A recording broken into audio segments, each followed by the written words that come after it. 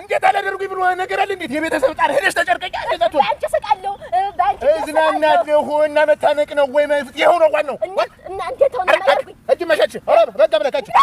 ተጨርቀኝ